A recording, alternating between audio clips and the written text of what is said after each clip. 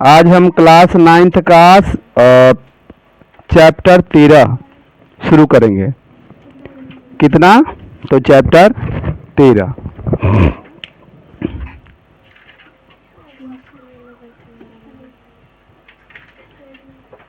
ठीक है, एक मिनट। देखिए आपका चैप्टर कितना है? चैप्टर आपका 13 है। चैप्टर का नाम है हीरोन सूत्र और उसका प्रयोग, है ना, इसका प्रयोग।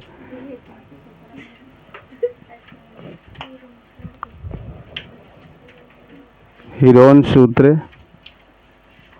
और इसका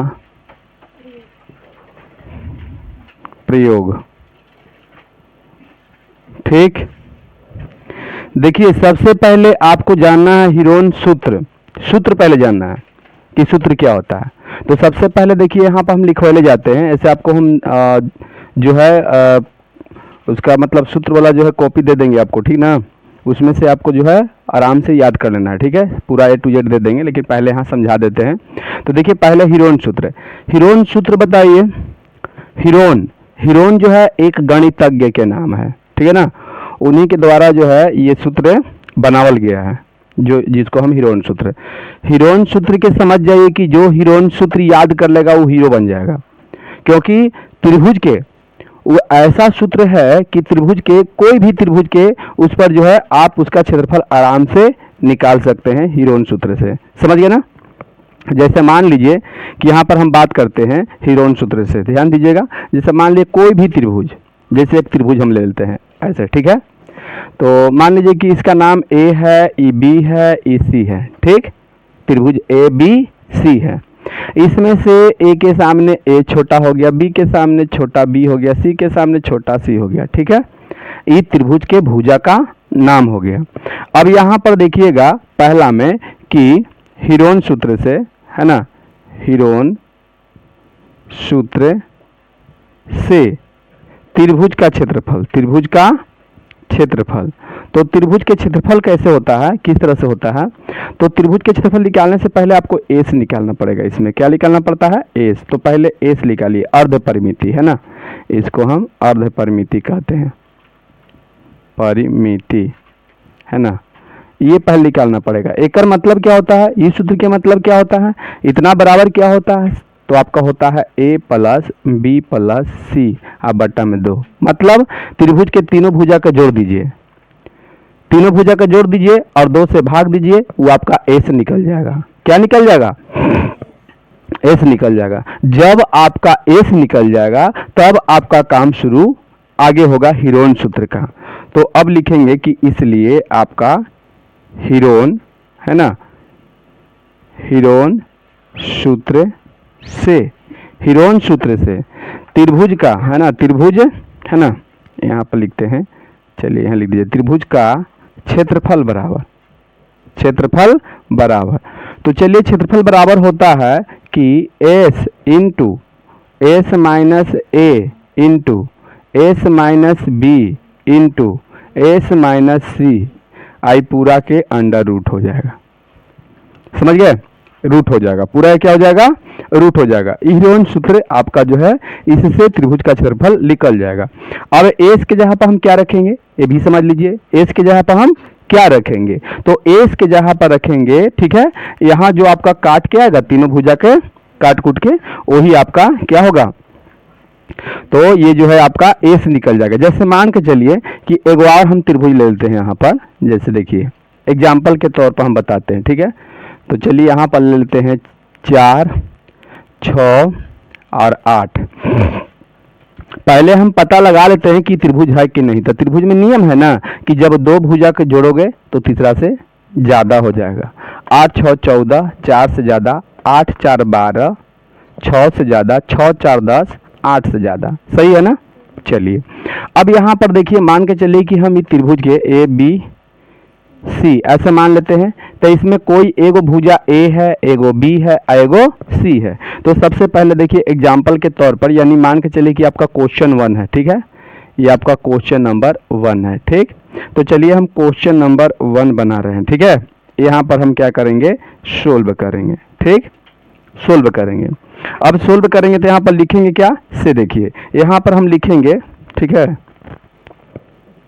यहाँ पर हम इस तरह से लिखेंगे जैसे में, देखिए जैसे में हम लिखेंगे कि a बराबर, तो कोई a मान लीजिए, किसी को आप मान सकते हैं, कोई जरूरी नहीं कि a के सामने ही आप जो रहेगा उसी को a मानेंगे, मानिएगा। अगर यहाँ p q r दे देगा तो बताओ किसी को मानना पड़ेगा कि नहीं।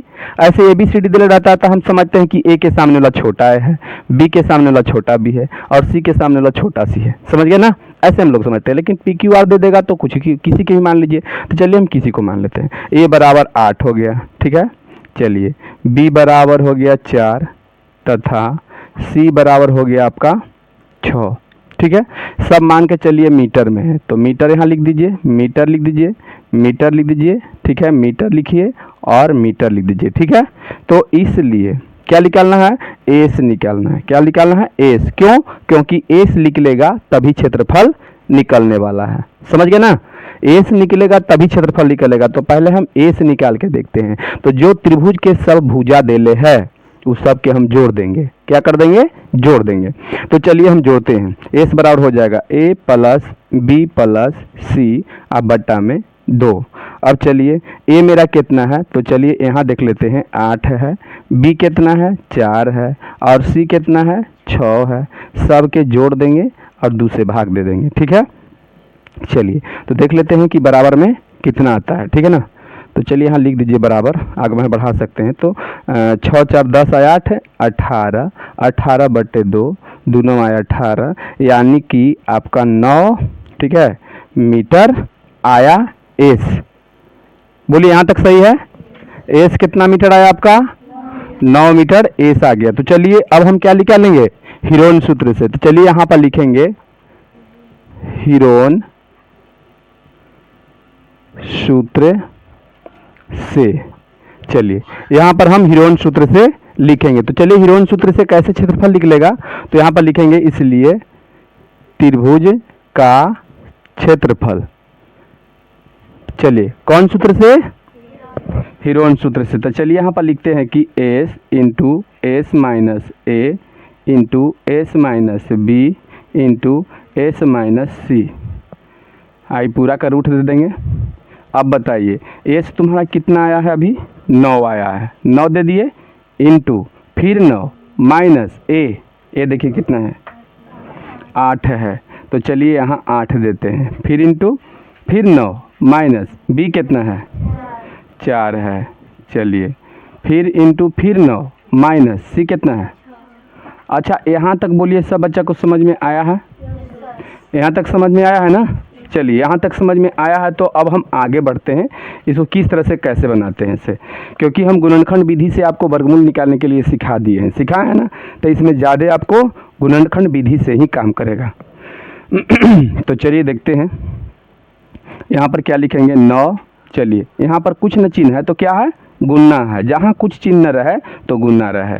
9 में से 8 जाएगा 1, फिर यहाँ न कुछ चिन्ह है तो गुणना है, 9 में से 4 जाएगा 5, फिर यहाँ कुछ नहीं है तो गुणना है, 9 में से 6 जाएगा 3। चलिए इसको हम क्या कर दें, रूट देंगे।